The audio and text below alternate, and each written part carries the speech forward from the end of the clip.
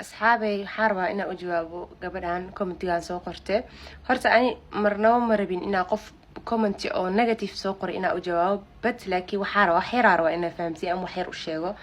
نحيي سو قرته مع الدكسي يا قرين جرتي هرت سيستر نمبر 1 نيكيجا مع الدكسي معها مع الدكسينا هدو أهان لهانا مانتي إنا كوفانا مهي مكفان لهم فهمت مع الدكسينا وحل اسكو عاي معها بدلك انت اما انت تقانا ولا تقانا انه سو معلم دكسي اهين dad badan aa jira video la soo galay TikTok iga soo meeshan gareynay gabadhan qodobka arab ina u sheegay wuxuu yahay abaay macalin dugsi wax la isku caayimiya macalin dugsi yaa ka qiimo badan yaa ka sharaf badan yaa ka fiican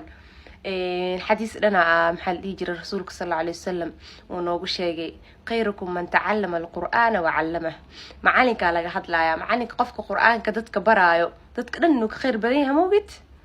jaahilnimada heerkaasay ku gaarsiisaa macalin dugsi dadku caysid maanta duubninkayga macalin dugsi aan la waqfaani lahaa alxamdulillah ma fahamti wax la qariyana ma aha intaas ka wareertaa rab inaa ku fahamsiyo ma iga ahayn xataa inaa ku soo jawaabo laakiin marka yaraantaada wax lagu soo barin way iska fiican tahay adoo weyn xataa in wax lagu sheeg inta ka aamusi lahaa waxa asla wax u sheeg xadiiskaas ani waxa bartay dugsi quraan aan oo dhiganayo ma fahamti marka xalayaa in lagu soo barinbo sababtoo adii lagu soo baray saas maalin dadka maanta ugu caysay macalin dugsi qofka qiimo badan ma jirto laakiin alxamdulillah waaba jeclaan lahaa inuu ahaan lahaa macalin dugsi laakiin ma aha waana mahadsantahay sister komdiyaasha soo qoraysidna ka fiirso intaas ku dheelaa